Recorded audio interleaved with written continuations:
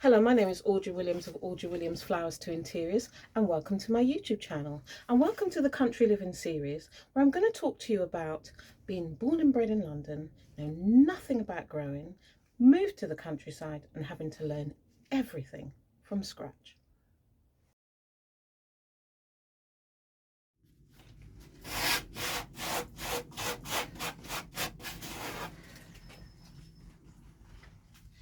So how I started was I found a book, and if I can find it on Amazon or anywhere on the website, I'll link it below. And it basically is a book that step by step, every month it tells you what to grow, what to harvest, and just gives you general advice step by step with photographs and color pictures, and just gives you step by steps. And that was really useful. One of the other ways that I did is I looked on websites, any gardening websites that I could find on how to start up a garden or how to grow food or how to grow flowers, anything like that. I also followed some people on Instagram. I followed people on Pinterest and had a look on Pinterest. There was Facebook groups as well that I had a look at, and just anywhere where I could glean information from. I also, if I went to the garden centre, asked people at the garden centre, there's a wealth of things there, and whatever I picked up, found someone there who was working there who kind of knew how it all went and what to do and how to grow. And that way I just felt a little bit more confident in what I was doing, and just gave it a bash. I asked friends and family. I have a friend who has an allotment, and she grows flowers and food. I asked my dad, who's really good at growing. My son is very green fingered and he's really into it, so I kind of spoke to him and he helped as well and grew lots of stuff as well. And just found wherever that I could glean the information from was really a good place to start.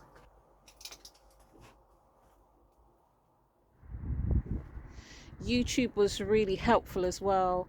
It has gardening for beginners, what to grow that month, how to prepare the soil, all different things was on YouTube. So YouTube was a great source of information as well. So when we first started to grow tomatoes in the kitchen garden outside, all of it got blight, and we did peppers as well. Everything was just had blight on, and it's just these kind of funny spots that are all over the tomatoes and all over the plants, and it looked awful, and I thought I didn't know what to do. So I was listening on Garden Question Time. Yes, I listen to Garden Question Time now. I'm a changed woman. And they said that it's always been a problem for a lot of them, so they grow it in the greenhouse. And since I've been growing it in the greenhouse, it's changed so much. So it's always a learning curve. It's always good to research and to ask people, and it's just such a wealth of knowledge out there, and also you learn so much and your food tastes so much better. So I've got a lot of dried leaves and I'm just using it as a covering, partly to keep the weeds down, and also it will break down and add nutrients. So you kind of learn from instructions and by doing. From growing a few things on the windowsill to coming somewhere where I'm trying to develop a kitchen garden and have a greenhouse and develop a cut flower garden. I mean, it just seemed, where do I begin? But slowly I've learnt, and trust me, I'm still learning. And I don't think you could ever learn everything. In fact, nobody knows everything. It's always a learning curve. And sometimes you have great joy and sometimes you have great disappointment. So for example, when we first moved here, we live in Essex and it's clay soil. And I didn't know you couldn't just plant straight into clay soil. So when we did, all the vegetables that we planted out in the clay soil were about this big. They really struggled. It was a nightmare. So after much deliberation and speaking and rereading, etc., etc., I picked up one or two things, and slowly we're getting there. So the first thing we decided, what is it we're going to grow? What do we want to grow? How much of it do we want to grow? Can it grow in this country? And is it something that we're going to eat, or something that I want to look at or use as a florist? So that was the first port of call. Then we had to work out the space. Where in the garden are we going to do it? So we're on roughly 1/3 of an acre. So we had to work out where we're going to grow the food, where am I going to grow flowers, and where am I going to put the greenhouse. So planning was the next step.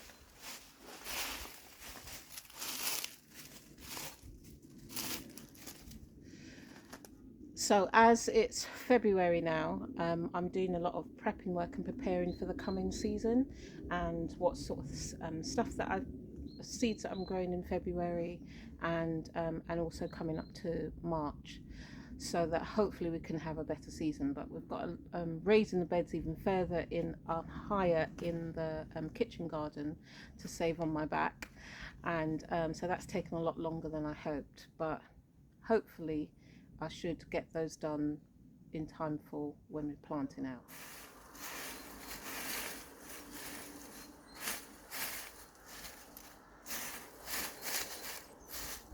So I didn't really practice anything before moving to the countryside, and I really wish I'd done. So if you're not in the countryside and just want to get going and just have an idea and start, I would probably grow herbs or something on a windowsill, or flowers on a windowsill.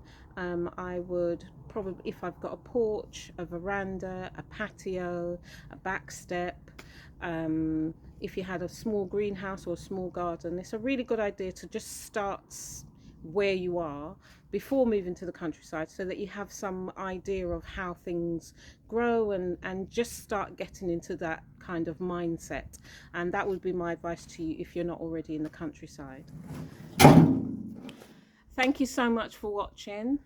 I really do appreciate all those of you who have subscribed. Click the notification bell and subscribe to my channel, and it will let you know when the next one is uploaded. Comment in the comment box below of anything that you would like to know more about, or anything that you'd like me to cover about us living in the countryside, and I'll see you in the next video.